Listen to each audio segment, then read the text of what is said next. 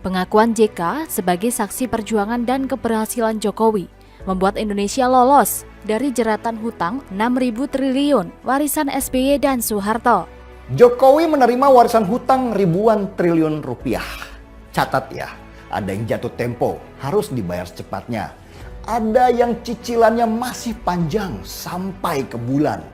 Yang ada di pikiran Jokowi waktu itu ketika menerima warisan hutang bukan seberapa besar hutangnya, tetapi bagaimana cara membayar hutangnya. Apakah pemerintah serius, Pak Jokowi? Saya termasuk bahagian dari pemerintahan yang lalu dengan Pak Jokowi. Saya tidak pernah melihat presiden yang seserius itu untuk melihat rakyatnya. Tiap hari ini di sini, tadi ada di Balikpapan, besok dia akan ke Sumatera. Jadi kalau artian bagaimana menyapa rakyat secara langsung, yang paling serius ini beliau. Bahwa pembangunan itu tentu dijalankan juga sesuai dengan keadaan. Mulainya Republik Indonesia tadinya nggak punya neraca.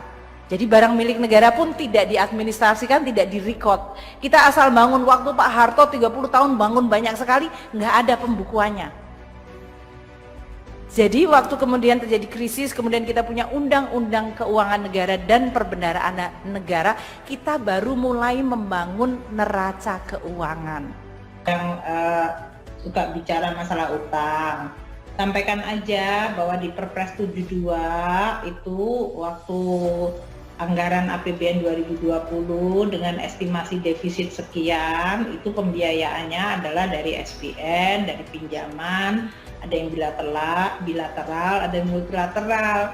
Jadi kalau waktu kita sedang menjalankan Perpres, jangan kemudian muncul reaksi-reaksi seolah-olah kita kayak orang yang belum punya rencana gitu loh, Pak. Berasal dari thread Twitter, Toto Kartaraharja, @Kartaraharja, akhirnya mengaku juga. Teman-teman bacalah pengakuan seorang JK berikut sebagai saksi sejarah Indonesia. Pengakuan jujur JK terhadap keberhasilan Joko Widodo dalam pengelolaan negara, sehingga Indonesia perlahan lolos dari beban hutang peninggalan era SBY dan Soeharto, yang telah membuat Indonesia harus menanggung hutang hingga 6.000 triliun dengan dalih subsidi yang hanya memperkaya dirinya sendiri dan konco-konconya. Silahkan membaca tulisan berikut sampai selesai, agar kita paham mengapa kini Indonesia perlahan menjadi negara hebat di Asia dalam kurun waktu yang tidak terlalu lama di era Joko Widodo. Perjuangan moral Jokowi bagi Indonesia. Wakil Presiden Republik Indonesia Yusuf Kala dalam sambutannya di acara Simposium Ekonomi di MPR RI Senayan mengatakan bahwa ada dua kebijakan keliru yang dilakukan pemerintah era Soeharto dan SBY sehingga menghabiskan anggaran 6.000 triliun. Kebijakan itu menjadi salah satu penyebab ketertinggalan Indonesia dari negara-negara tetangga. Satu kebijakan era Soeharto dan satunya lagi era SBY. Selama 32 tahun Soeharto berkuasa, tidak ada riak yang berarti untuk menghentikannya. Saat Soeharto jatuh, tatkala fundamental ekonomi yang disimpan rapat bertahun-tahun terbuka lebar oleh aksi George Soros terkuak. Nyatanya berpuluh tahun kita menyimpan data busuk dan kebohongan. Tidak ada kekuatan ekonomi secara nyata.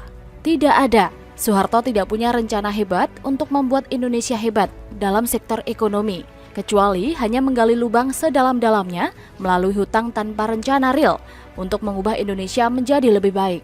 Dari jumlah hutang yang digali Soeharto, hanya 30% yang digunakan untuk membangun Indonesia. Selebihnya habis dikorup oleh mereka yang menumpangnya menjadi penguasa selama 32 tahun. Akibat kebijakan yang diambilnya sebelum jatuh adalah menandatangani LOL oleh IMF sebagai blank cheque yang harus diselesaikan oleh rezim setelahnya. Beban masalah yang ditinggalkan Soeharto kalau dikruskan sekarang dan ditambah dengan bunga obligasi rekap mencapai 3.000 triliun. Era Habibie, Gus Dur, dan Megawati merupakan era tersulit bagi kita untuk berdamai dengan kenyataan. Indonesia dinyatakan sebagai negara insolven.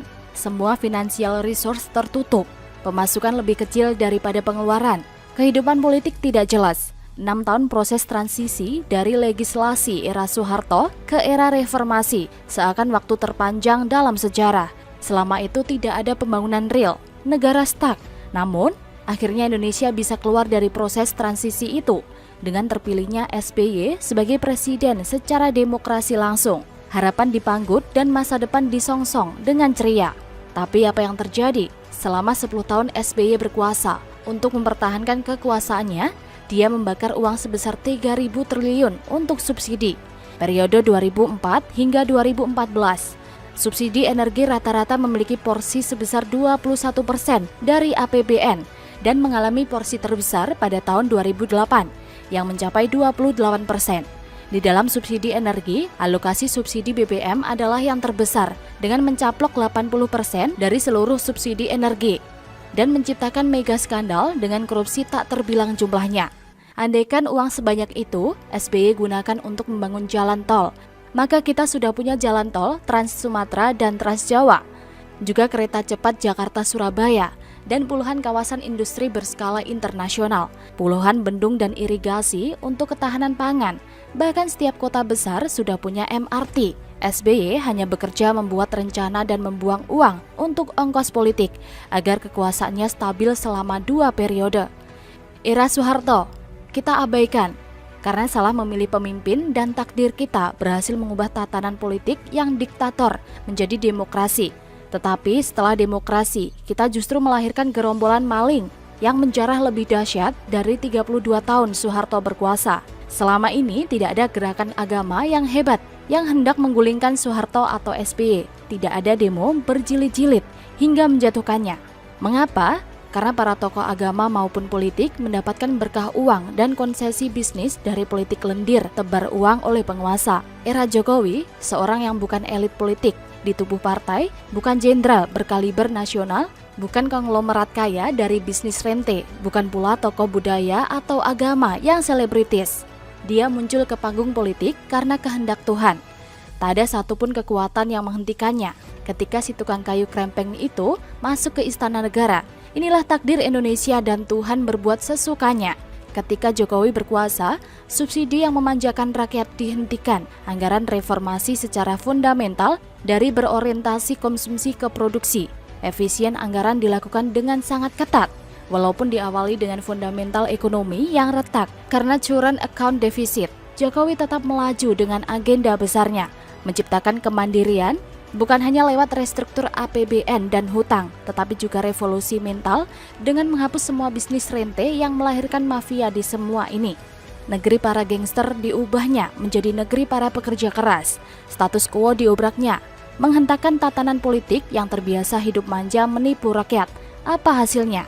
Hanya 2 tahun berkuasa, semua ranting internasional berkaitan dengan indeks korupsi, pembangunan dan ekonomi membaik. Indonesia termasuk negara peringkat 3 terbaik ekonomi di antara anggota G20.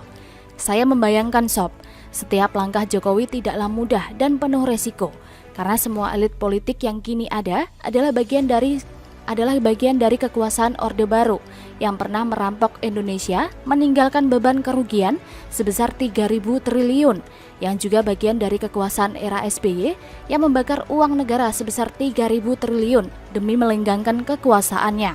Mereka semua ingin agar si tukang kayu ini dihentikan, karena Jokowi bukan hanya menghancurkan kekuasaan mereka sebagai ladang bisnis mendatangkan harta mereka, tetapi juga menjadikan rakyat cerdas berpolitik dan mempermalukan elit politik, di mana banyaknya elit politik terancam masuk bui karena aksi OTT KPK. Pesta usai. Dulu, Ahok dijadikan pintu gerbang untuk menjatuhkan Jokowi dengan alasan menistakan agama. Dan dari keadaan ini, Jokowi berhasil keluar dengan selamat.